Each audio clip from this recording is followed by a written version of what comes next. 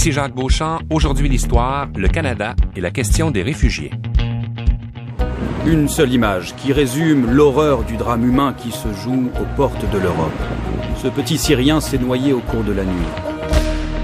Début septembre 2015, cette image du petit Alan Kurdi, retrouvé mort face contre terre sur cette plage de Turquie, horrifie le monde entier.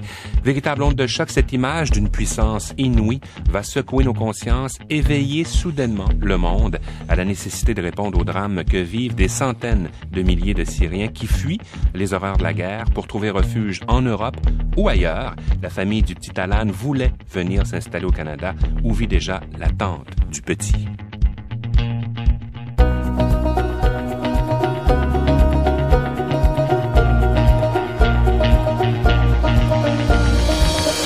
Est-ce que votre promesse d'amener au Canada 25 000 réfugiés syriens d'ici la fin de l'année, c'est toujours possible? Vous y tenez toujours? Oui.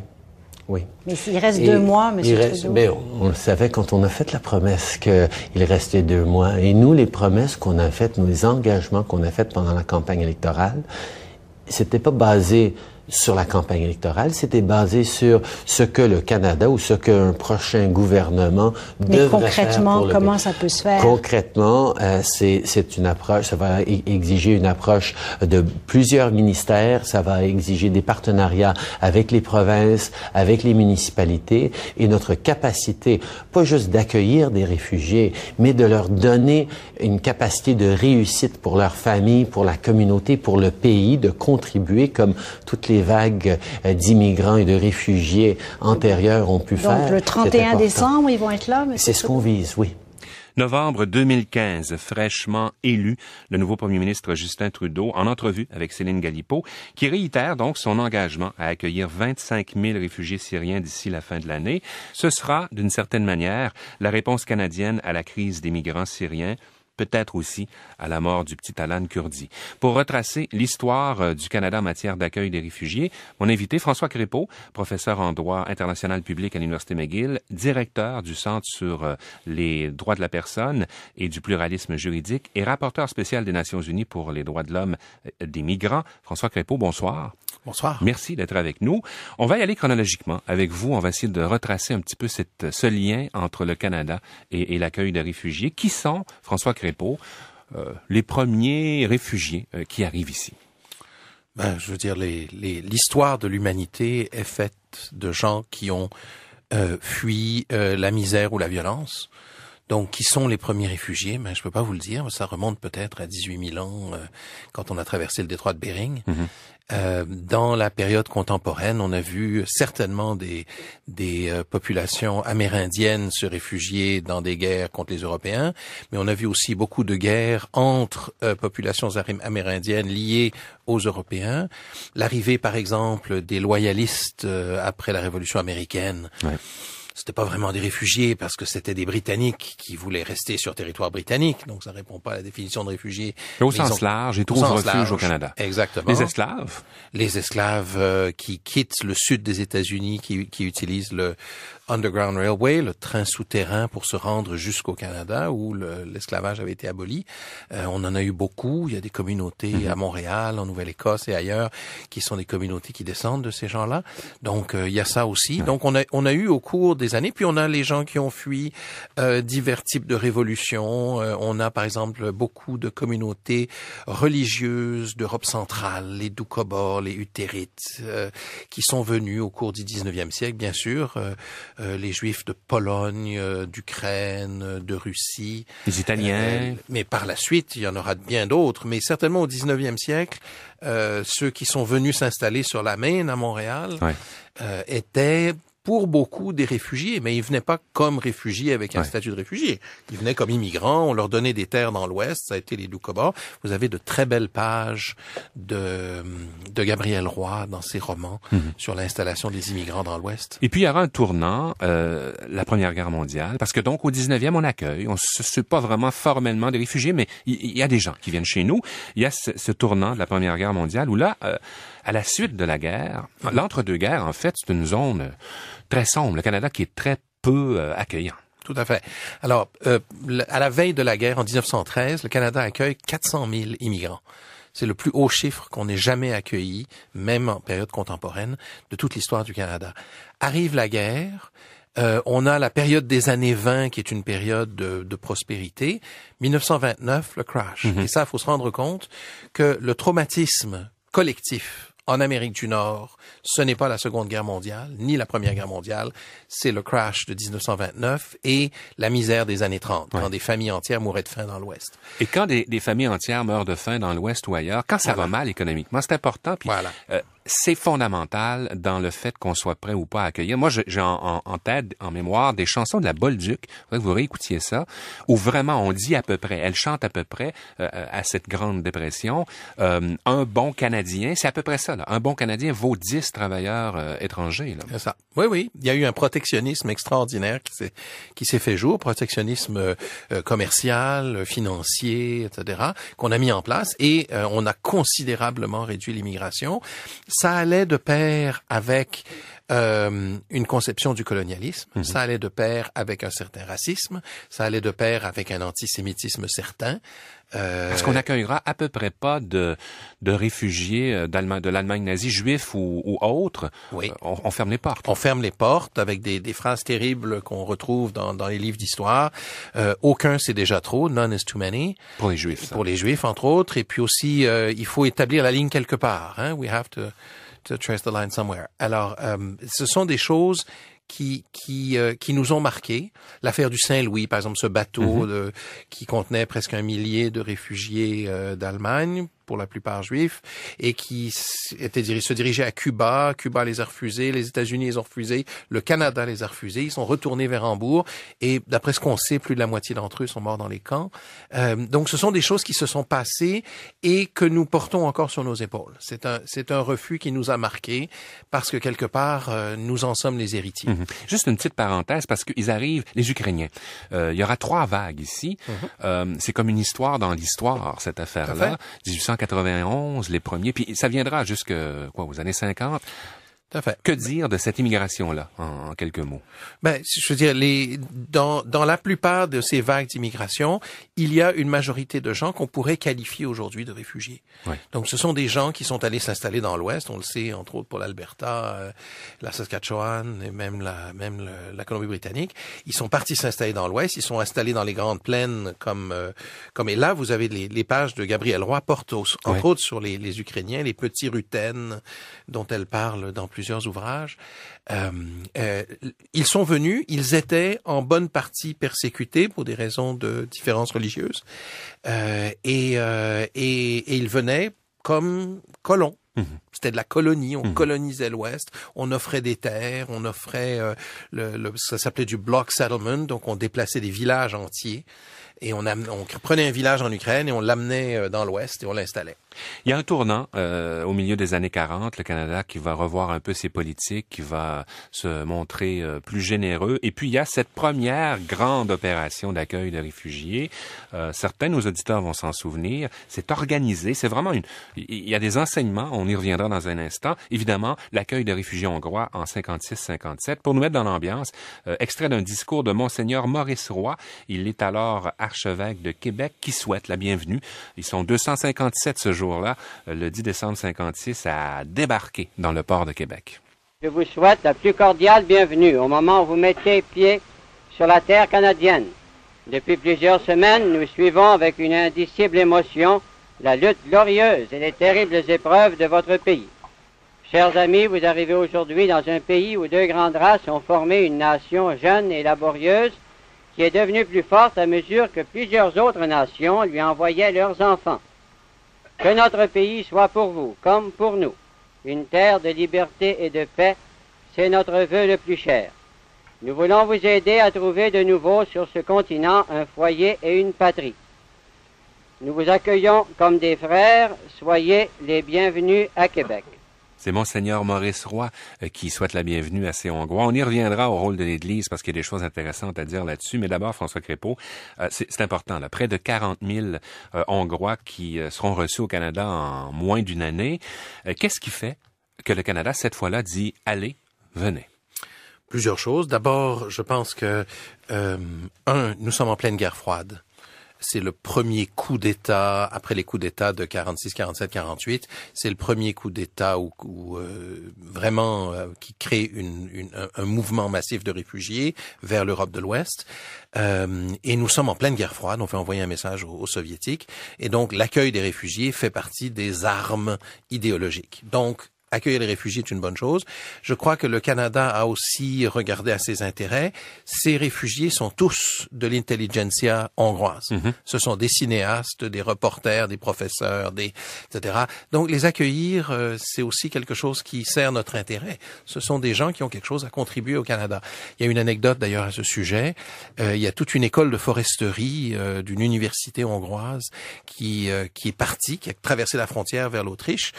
Tous les professeurs, presque tous les étudiants, et le Canada va tous les sélectionner, les installer à l'Université de Colombie-Britannique. Ils vont finir leur diplôme en hongrois avec leurs professeurs, obtenir un diplôme de l'Université de Colombie-Britannique, et les professeurs seront intégrés à la faculté par la suite. C'est extraordinaire, ça. Ça, là, c'est, je veux dire, on se sert d'une crise pour faire quelque chose de bien, mais quelque chose de bien qui sert aussi nos intérêts. Ouais. Donc, on gagne des deux côtés, et ça me paraît tout à fait extraordinaire. L'aspect guerre froide est intéressant aussi. Ça veut dire probablement qu'il y a, dans ce cas-là, mais dans toute vague de réfugiés, dans la décision, au fond, de dire oui ou non, il y a, soyons lucides, il y a de bons, selon les époques, il y a de bons et de mauvais migrants, de bons et de mauvais réfugiés. Là. Tout à fait, tout à fait. Je pense aussi que le Canada avait probablement un petit sentiment de culpabilité à l'égard des réfugiés juifs qui avaient été refusés avant-guerre.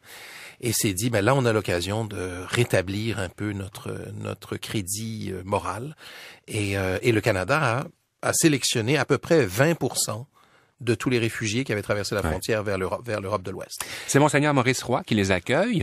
Ça nous permet d'explorer un peu leur rôle, l'importance qu'aura l'Église, cette fois-là, mais plus tard dans le temps aussi, sur la question des réfugiés. L'Église, comme d'ailleurs l'ensemble des religions organisées, a sur l'étranger, le réfugié, une position morale très forte. La tradition d'hospitalité, la grande tradition d'hospitalité se retrouve dans les textes fondateurs de toutes les grandes religions. Accueille l'étranger parce que tu as été toi-même un réfugié en pays d'Égypte. C'est dans l'Ancien Testament, c'est dans la Torah. On retrouve ça dans les grands textes fondateurs. Ça fait partie de notre héritage collectif. Et donc, les organisations religieuses, en particulier les églises chrétiennes, ont été depuis le départ, très fortement impliqués dans l'accueil des réfugiés, dans la protection particulièrement des femmes et des enfants, des gens qui étaient particulièrement vulnérables. Et ils se sont portés d'une part à leur défense. Ils ont, dans les années plus récentes, beaucoup parrainé de réfugiés, où ils ont soutenu des paroisses ou des synagogues qui décidaient de parrainer des réfugiés. Et donc, il y a là tout un réseau d'accueil. Le rôle de l'Église comme sanctuaire. Voilà, absolument. Ouais. C'est historique. Ouais. L'Église chrétienne, mais bien avant cela, les temples grecs, par exemple, on a ça dans les tragédies grecques et dans les récits d'Hérodote et de Thucydide, les gens trouvaient refuge dans les temples. Ouais. Et le refuge était un refuge sacré offert par les dieux. Et donc, il y avait là toute une dimension morale dont l'Église est la gardienne. On fait un saut dans le temps parce que ça va vite au cours de cette émission. 1973, le Chili. Expliquez-nous une énigme. Moi, j'avais vraiment l'impression, François Crépeau, puis je pense qu'au Québec, on a l'impression qu'on a accueilli beaucoup de Chiliens à la suite du coup d'État contre Allende. Dans les faits, quand on regarde les chiffres, on sera assez peu généreux. Ben, moi, les chiffres que j'ai vus, c'est qu'on en a accueilli moins de 2000 au cours des premiers 18 mois qui ont suivi le coup d'État de 73. Mais il faut se rendre compte que nous sommes exactement dans l'opposé de 56. Oui. Nous sommes dans l'opposé de 56 parce que nous avons affaire à un coup d'État, disons grossièrement de droite, soutenu par les Américains, contre un gouvernement de gauche qui se radicalisait tranquillement. Et donc les réfugiés sont des opposants de gauche. communiste pour beaucoup, allié encore à cette époque-là à l'Union soviétique, ou parfois maoïste, ça dépend, mais surtout allié encore à l'Union soviétique. Et donc on est encore dans la guerre froide, et les réfugiés sont des gens contre qui idéologiquement nous nous sommes positionnés. Donc il y a très peu d'intérêt de la part du gouvernement canadien, qui est allié aux Américains, pour recevoir ces réfugiés. On va en recevoir quand même, mais il y a beaucoup moins d'intérêt que pour les Hongrois. Bye bye.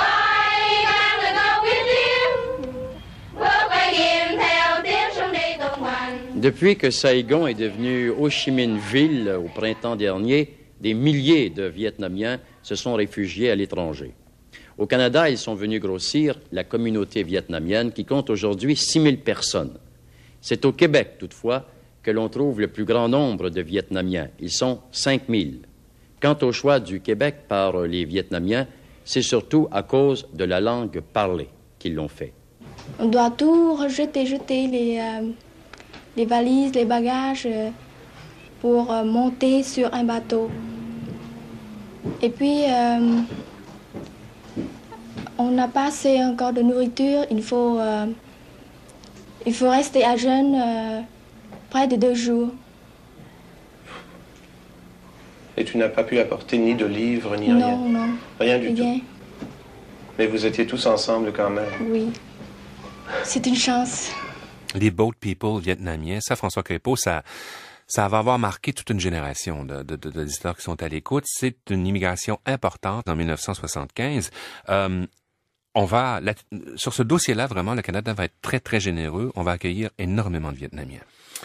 Oui, on va accueillir énormément de Vietnamiens. Le Canada va particulièrement montrer son engagement politique après les accords de Paris de 79, dans lesquels les États s'engagent à se répartir les réfugiés, qui mènera une décennie plus tard à un comprehensive plan of action qui sera organisé entre les États pour vider les camps de Thaïlande. Mais dès 79, le gouvernement, qui est à l'époque le gouvernement de Joe Clark, avec particulièrement Ron Atkey, qui va être l'âme de cette politique, va décider d'accueillir les réfugiés vietnamiens, et on va en accueillir, si mes chiffres sont exacts, 60 000 en 18 mois. Ouais. Au total, en 85, on aurait accueilli 110 000 réfugiés vietnamiens. C'est ça. Et probablement, si on se rend jusqu'aux années 90, on est probablement plus proche de 150, 170 000. Et donc, on a fait un véritable effort. Là, on est encore dans la guerre froide. Le mur de Berlin n'est pas tombé. Ce sont des gens qui sont des victimes d'une invasion communiste. Plus tard, il y aura le génocide cambodgien qui va s'ajouter à cela, parce que ce ne sont pas seulement les Vietnamiens, ça va être les Vietnamiens, les Cambodgiens et beaucoup de Laotiens également.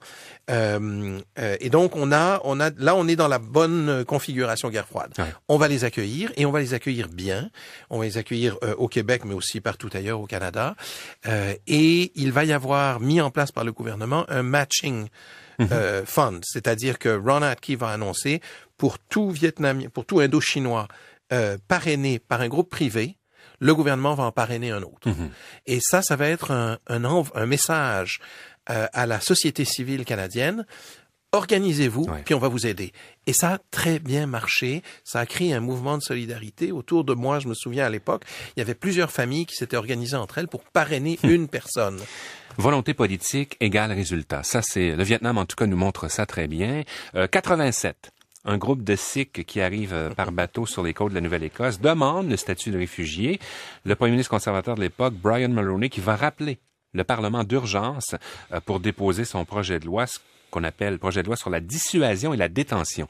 On écoute un extrait du reportage à l'époque de Mario Proulx. On est en 87, au mois d'août 87. Vous entendrez aussi dans ce reportage le ministre conservateur Benoît Bouchard réagir à l'époque.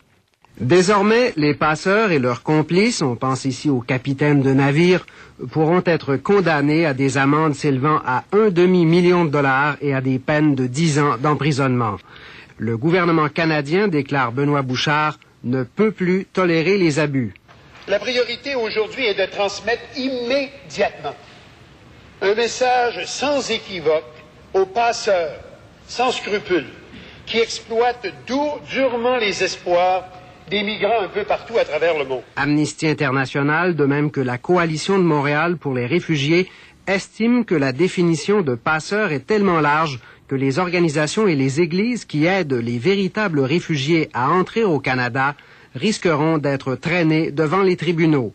Les personnes jugées dangereuses pourront être rapidement expulsées sans droit de recours au processus de détermination du statut de réfugié. Ça, c'est un beau cas, François Crépeau. L'espèce d'équilibre à atteindre, on entend bien à la fin les craintes des organisations comme l'Amnesty International. Oui, l'accueil de réfugiés, l'ouverture des frontières, mais toute cette question de sécurité, cette question aussi de ne pas faire du Canada, c'est un discours qu'on retrouve régulièrement, l'espèce de pays dans lequel se retrouvent tous ceux qui essaient de contourner les voies officielles d'immigration pour trouver refuge. Il y a ça, là. Oui, on est au début de ça. Le mot demandeur d'asile apparaît dans le langage média dégradable vers 82-83. Avant ça, les gens ne se déplaçaient pas seuls. La plupart des Indochinois étaient dans des camps et ont été sélectionnés dans des camps et amenés ici. À partir de 82, 83, 84, le nombre de gens qui se déplacent par eux-mêmes, par toutes sortes de mécanismes, parfois avec un visa, pour la plupart d'entre eux d'ailleurs avec des visas ou en absence de visa, mais légalement, et ensuite deviennent irréguliers parce que le visa expire, ou alors ils utilisent les services de passeurs dont parlait le ministre Benoît Bouchard. Ça, c'est nouveau et ça date du début des années 80, et ça va augmenter considérablement le nombre de demandes d'asile au Canada. En 76, il y a à peu près 600 demandes d'asile au Canada, dont la moitié à Gander, à Terre-Neuve, parce que c'est l'escale Moscou-La Havane. Mais 10 ans plus tard, en 86, il y en a 60 000. Donc, on change. Et c'est pour ça que le mot demandeur d'asile apparaît. Et donc, il va y avoir très tôt, entre autres de la part des services de sécurité, dans l'ensemble des pays du Nord global, des lumières rouges qui vont s'allumer en disant attention, contrôle des frontières, blocage, il faut empêcher tous ces gens-là de venir. Et c'est pour ça qu'on invente le mot demandeur d'asile. C'est pour ne pas les appeler réfugiés. Parce que les réfugiés, c'est les Vietnamiens, ils sont bons, on veut qu'ils viennent.